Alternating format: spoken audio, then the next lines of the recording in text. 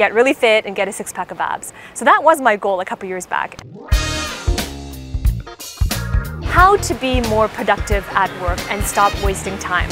Today, I'm going to talk to you about productivity.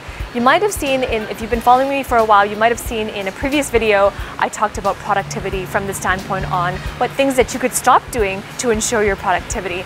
Today, I'm going to be giving you 9 secrets on things that you can start doing or continue doing or increase your efforts doing to be more productive at work. Let's start by defining productivity. What does it mean to be productive at work?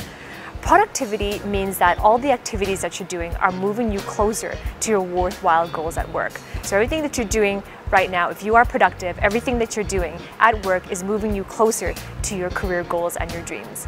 The first secret is to know the difference between being busy versus being productive. So for every task or every activity that you're doing at work, it's a good idea to start to practice a habit and build a habit of asking yourself, is this activity or is this task moving me forward or is it moving me backward in relevance to your career goals and your dreams?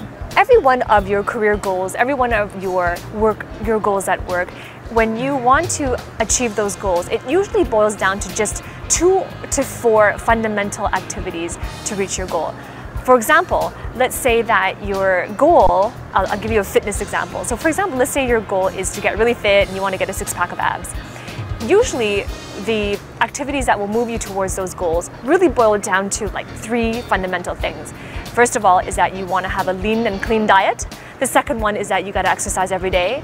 And the third one is that you want to make healthy lifestyle choices. So think for yourself, what are all these activities that you're doing at work?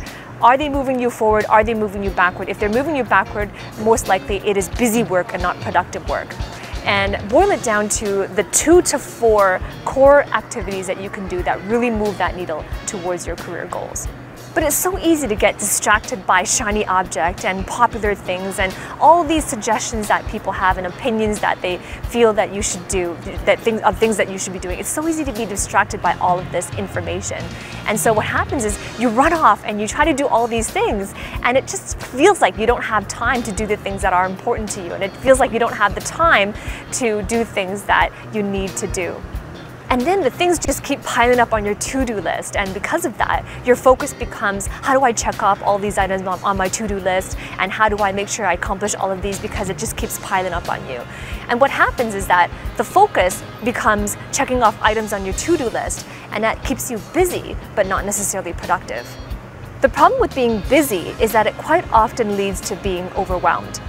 Overwhelm happens when the number of tasks that you have on your list far exceeds the amount of time that you have available to check them off, and so you feel overwhelmed. Overwhelm happens when you don't have clarity for what you want in your career, what you want in your path forward, and also what's the things that are important for you in your career. But the problem is, not all of your tasks on your to-do list are going to help you to achieve your worthy goals or your worthy career dreams and goals. And that means that not all of the tasks on your to-do list will lead you to being productive. You see, if you know what you really want in your career, it's easy to say no to the things that won't build you and won't bring you towards it. Secret number 2 is to set goals and a timeline to complete them. You cannot know whether or not you are accomplishing your goals and how well you have been progressing if you don't keep a scorecard, or if you don't know the timeline, because a timeline really gives you a scorecard on how you're doing and how well you're progressing towards your goals. It's just like in a sports game. If you enjoy baseball or basketball, and let's say that you bought tickets to the game, and you arrive at the game and they're not even keeping score, how excited would you be in that game? Sports games are only exciting because they keep score, and you have for yourself, you bet on a winning team, or you have your favorite team and you hope that they win and they win the grand prize. And that's what makes sports interesting. The same goes with your career and with your productivity. If you're not keeping a scorecard for yourself, then how do you stay motivated? How do you know that you are on the right path and doing the right things to accomplish your goals and to be more productive? Comment below, are you currently setting goals for yourself in your work, in your career, and do you have a scorecard where you keep track of your own productivity and your own progress? If you want more guidance on that and you're kind of wondering, how do I set goals? What is the best way to do that? I have a free tool that you can use to set your goals moving forward to ensure that you keep that momentum going and you get to that next level of your career. So if you want that free tool, I mean, it's yours, no strings attached. Just visit careerrevisionist.com/goal. I'll put the link also in the description, the video description below, and it's yours. It's my gift to you. Secret number 3 is to have proper discipline. Having proper discipline is nothing more than being in control of your days and being conscious of all your actions and your habits. The way to do that is to set time for yourself. Deliberately block off time in your calendar where you know that that is going to be your dedicated, uninterrupted work time to accomplish the goals. And in that time, when you do this, when you block off the calendar, that activity, that blocking of your calendar has to be real to you. Your new calendar, the time that you set forth for yourself for dedicated work time, it has to mean something to you. Because if it doesn't mean anything to you, it won't mean something to someone else. And this is your way of saying it's my work, and if you respect your time, then other people will. If you don't respect your time, then others won't either. Because one of the biggest obstacles that you will have in your productivity and interruptions in your productivity is other people using or misusing or maybe even abusing your time. So if your schedule means something to you, then that is one way that you can protect your time as well. Secret number 4 is to create a system. And the system is going to help you to carry out your goals and to ensure that your productivity maintains that momentum all the way through. Now, here are some characteristics of a good system. If you set up a good system, you want to make sure that it focuses you on what's important. You also want to make sure that in your system that it plays with your strengths, right? It highlights your strengths. It allows you to do the things that you're good at. And another part is that it provides you with some structure and organization of your days. And the 4th characteristic of a good system is that it is replicable. So it is easy for you to replicate that system every day into your daily routine and into your schedule that you blocked out for yourself. So a system is really important. This step is really important. Don't neglect creating a system because it really does focus you on those core 2 to 4 things that will help you to be more productive at work. So let me give you an example. That example I gave you earlier of if, let's say, your goal was to get really fit and get a 6-pack of abs. So that was my goal a couple years back. And what I did was I created a system to help me to reach that goal. And the way I did it was I take 1 week, a structured 1 week. And for me, Wednesday was the day that I did meal planning. And then Sunday morning was the day that I went grocery shopping, all the checklists on my list, and then Sunday afternoon was the meal preparation.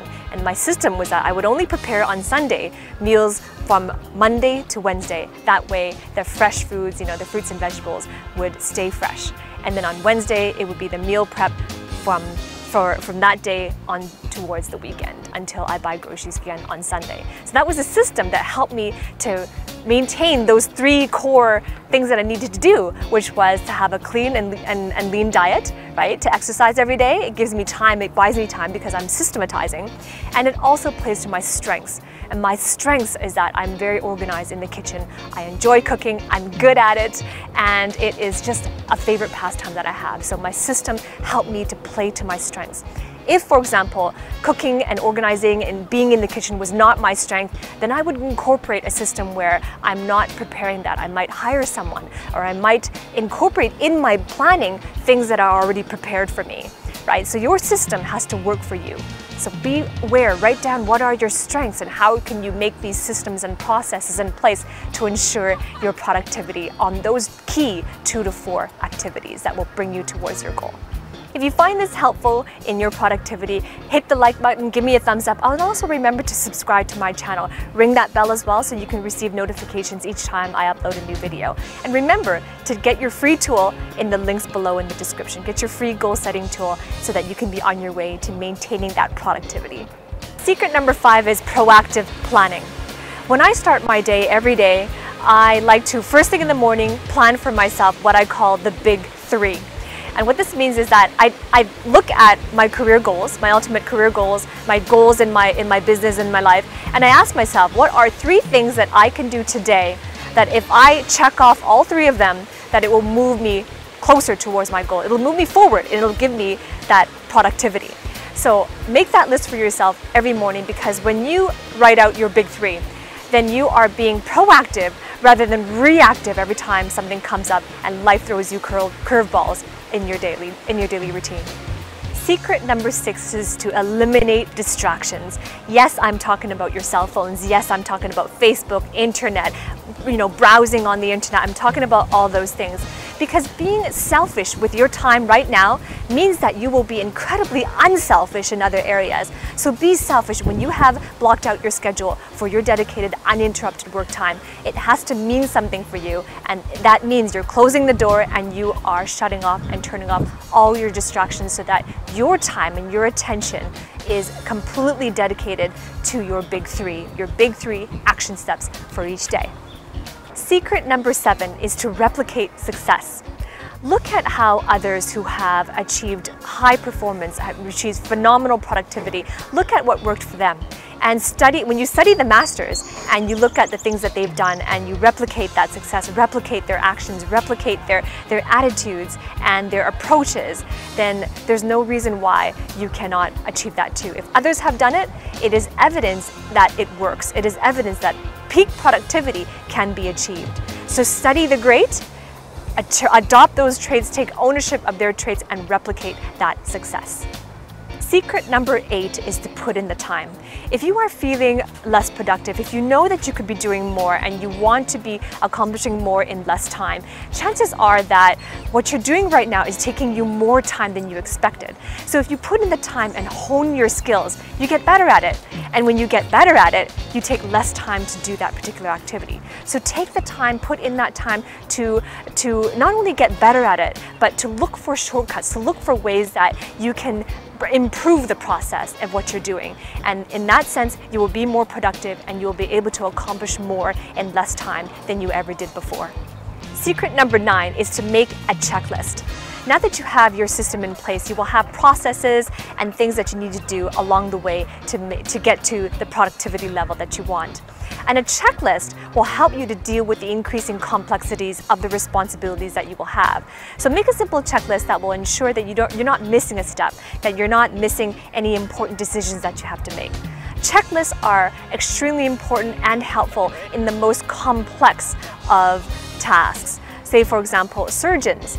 Surgeons in the operating room, they have simple checklists to ensure that they're not missing things, to ensure that they're not leaving any tools or any materials inside a patient's body, and to make sure that they have accomplished everything they need to do in that operating room to ensure a smooth procedure. So checklists are adopted by people, high-performing individuals who have complex responsibilities, who have multiple steps in the processes, and the same is true for you in your career. So make sure that you have a checklist and decide for yourself what are the procedures you need to do in your system to ensure that you accomplished everything, every step along the way.